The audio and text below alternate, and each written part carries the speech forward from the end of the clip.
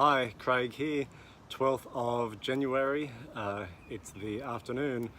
I didn't get a chance to write this morning because I needed to do a bit of work from fairly early on.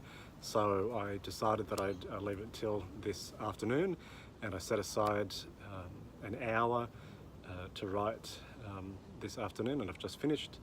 And it's very, very hot in the back shed where I usually write, so I just decided to sit in the shade and record this video quickly. So it went really well. It was a really good session of writing. I knew more about what this section would be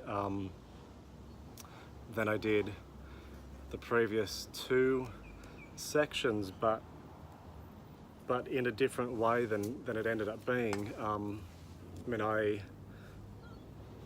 I wrote down what I thought it was going to be, and it's all gone. It's all good, but there's a part of it that I've sort of left a little.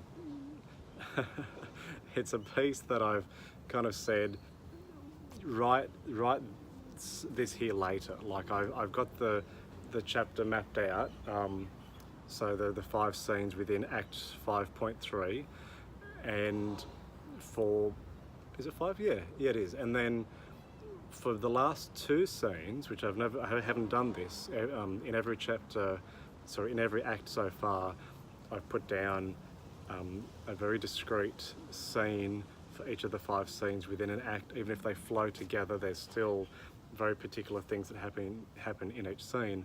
And in this one, I completed the first 3 scenes of Act 5.3, and for the remaining 2 scenes, I wrote insert like particular story here, and I don't have the story yet, but I know what it needs to be. It's going to be like a story within a story. It's almost like in Gravity's Rainbow, it'll be like Byron the Bulb, and in the Brothers Karamazov, it would be the Grand Inquisitor. Not setting the aim too high there, trying to do something in either of those veins, but it's going to be a parable of sorts, and so I've kind of just got insert a particular parable here for these 2 scenes. So like I've finished planning the act. Gosh, there's a lot of mozzies around this section. I'll make it quick. I finished planning the act, but I've also got to do work on actually coming up with the parable later. So that's all fine. I mean, so much of the book is still about digging in deeper and doing a bit of micro exercising on some of those parts. So that's what I'll be doing with this particular part later.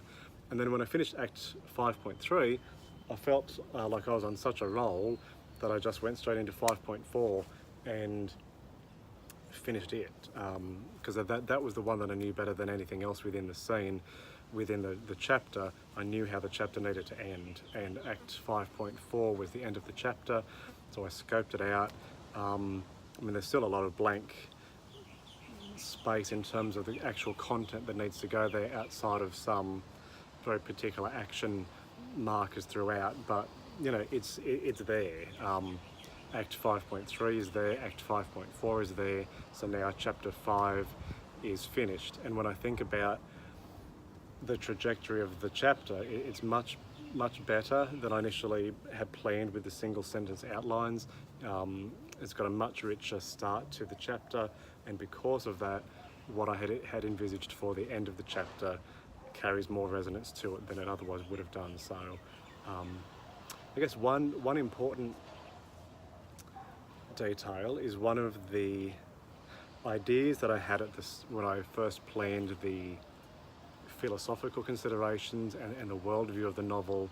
One of the trajectories that the female protagonist was going to be taking has changed a bit, maybe quite a lot, but I think it's in a really good way. I just need to make sure it's consistent with the rest of the book. I thought she was going in a particular direction, and it turns out she's going in a slightly different direction, and I just need to like I said, I think it's the right thing. I wouldn't have done it if I didn't think it was the right choice, but I need to just now, when I go back for the third round of review outline planning shortly, I just have to make sure that that particular trajectory balances against what the other protagonist is doing and make sure that it's internally consistent to what she would be motivated to be thinking, which I think it will be. But I just have to go back and make sure that's all good. So I think that's it. I'm going to start chapter 6 tomorrow, the last chapter of the book. Holy dooly, which is great. So I'm really looking forward to doing that and mapping out the chapter. It's going to be tricky because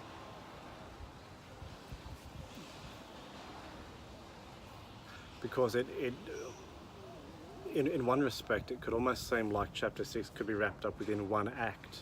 One quick-paced burst of an act could really complete the novel, but I don't want to rush it, and it shouldn't be rushed, or the whole thing will be wrecked. So it needs to have the same pacing of 4 acts across the chapter like every other chapter, but I need to work out what to do with that chapter so it's not stretching something that could happen very quickly, because if a quick ending was the right ending, then that's the one it should go with, but I don't think it is. So it needs something more. It needs something to happen in the first 3 acts of chapter 6, so 6.1, 6.2, 6.3, and then when the finish happens in 6.4, which is what all of this is building to, and I know it exactly how it's going to happen,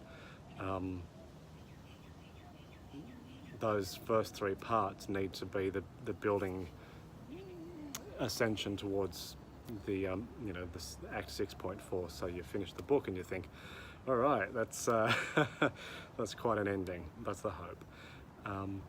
So that's it. Thank you for watching me probably wriggle a lot amongst the bugs up here, but it is a nice cool spot, and I'm gonna go for a swim, and I'll be back early tomorrow morning because I'm catching up with my dad early-ish, well, pretty early actually tomorrow morning, so I need to be up very early to make sure I do my writing, because I don't want to leave it to chance for the afternoon because it's the weekend and I'm not working, and I just want to have a free, relaxing day rather than trying to schedule something in the afternoon. So morning, I'll be back, Act 6.1.